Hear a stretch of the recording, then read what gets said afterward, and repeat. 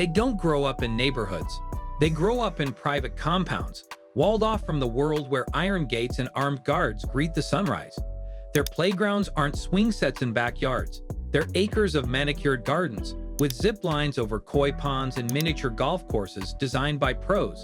Their birthdays? They shut down entire cities. Literally, when Stormy Webster turned 1, her Stormy World party had a real theme park built around her name. Not a tent in the yard, not a bouncy house. An actual amusement park, themed around a toddler.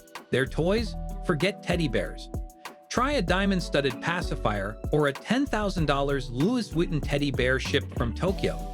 While most kids learn how to ride a bike, these children learn how to ride ponies at age 2 and pilot simulators at age 7. While your parents save for college, their parents buy them equity in tech startups. They are not rich, they are not famous, they're not influencers, they are something far rarer: billionaire kids. And they live in a world so hidden, so exclusive, so outrageously luxurious that even billionaires without kids can't imagine it.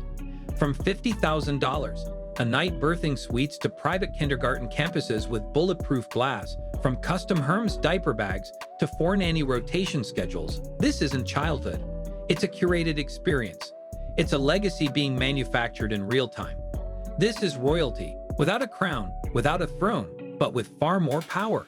This is the secret world of the children who inherited everything.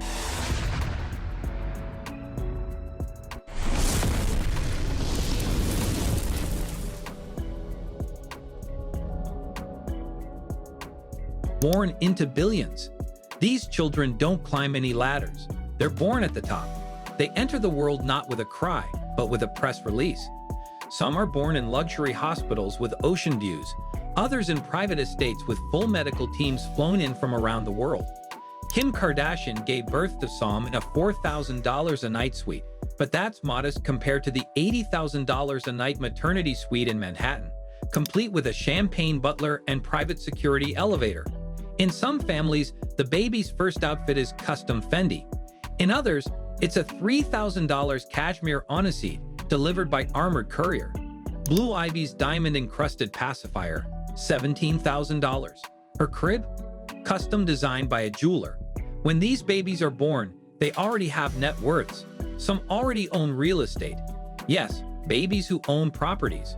Kylie Jenner filed trademarks for her daughter before she could walk. Stormy World wasn't just a party, it was branding.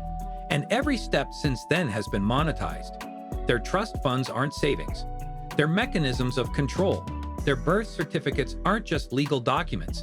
They're declarations of dynasty. And behind every giggle is a legal team. A PR firm, a financial advisor. This isn't just wealth. This is generational dominance planned before the child even had a name. Toys that cost more than cars. In this world, toys are not just objects of play. They're status symbols. Picture a toddler's bedroom outfitted with a Swarovski crystal slide, a Barbie dream house the size of a real apartment, and a toy train made of sterling silver. A Saudi prince reportedly gifted his daughter a custom-built carousel the same size as the one in Central Park. Northwest's playroom is said to rival most luxury apartments. One section for music, another for art, a third for dress-up, with racks of custom Balmain. One billionaire's child was given a robot assistant coded to recognize her moods. Yes, an emotional support robot, not a pet, not a nanny. A $100,000 AI-powered friend. While other kids get Hot Wheels, these kids get real, functioning mini Ferraris. Private jet simulators, horseback riding robots. A sandbox made of imported pink Himalayan sand. Some parents even install professional-grade climbing walls, so their kids can burn off energy in between piano lessons and Mandarin tutoring. And when their birthdays roll around, they don't get pizza and cake. They get flown to Paris for private fashion shows. Because in this world, playtime isn't just about fun, it's about exposure.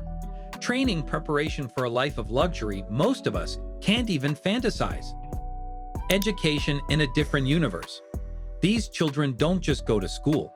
They attend institutions that operate like embassies. Swiss boarding schools where tuition starts at $150,000 a year. Private academies where every student is a future heir, where the cafeteria serves Michelin-level cuisine, and the fencing class is led by an Olympic gold medalist. Some children have private tutors from the age of 3, experts in neuroscience, multiple languages, and emotional intelligence. One child's curriculum included weekly lectures from former world leaders. Another was being trained in negotiation tactics at age 9. In this world, fluency in 3 languages is standard. Knowing the difference between a balance sheet and an income statement is expected before middle school. Field trips, not the zoo. Think behind-the-scenes tours of the United Nations, or personal visits with CEOs of Fortune 500 companies. This is not education, it's executive grooming. They're taught how to speak to the press, how to avoid scandals, and how to spot fake friends. They take mock interviews with PR teams.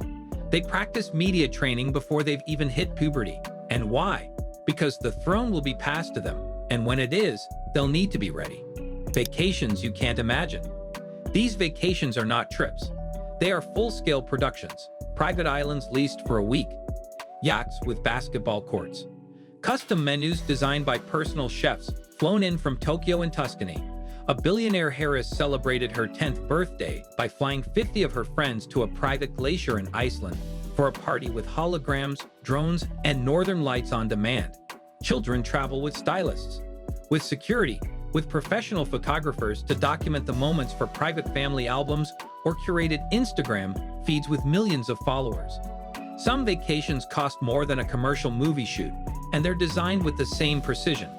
Winter in Aspen with private ski instructors, spring in the Maldives on floating villas, summer in Mykonos with private DJs. Because in their world, vacation isn't a break. It's a showcase, a performance of privilege, and a breeding ground for future power alliances. The kids they vacation with, they'll co-invest in companies 20 years from now. These aren't playdates. They're strategic relationships in designer swimwear, growing up in a gilded cage. But for all the glitz and gold, there's a darker side. Because when you're born into billions, you don't choose your path. It's chosen for you. Every move is watched, every friend vetted, every smile rehearsed. You don't have a childhood, you have a calendar. Media training, etiquette school, public appearances. Some grow up never knowing what it feels like to be anonymous, to walk into a store without cameras, to make mistakes without headlines. They're raised in castles, but often feel caged. One heiress said she wasn't allowed to use the internet freely until age 16, not for safety, but to protect the brand. Some rebel, others self-destruct, and some quietly retreat, disappearing from public life altogether. Trading power for peace, control for calm, money for meaning. Because in the end, when you're born into everything, the hardest thing to find is something real. They inherit trust funds, estates, empires, but they also inherit legacy pressure, media scrutiny, isolation. Some grow into titans of industry, philanthropists, global leaders, others. They never escape the shadow of their name. Because in the world of billionaire kids, the real question isn't what they have, but what they'll never get. A chance to choose who they become.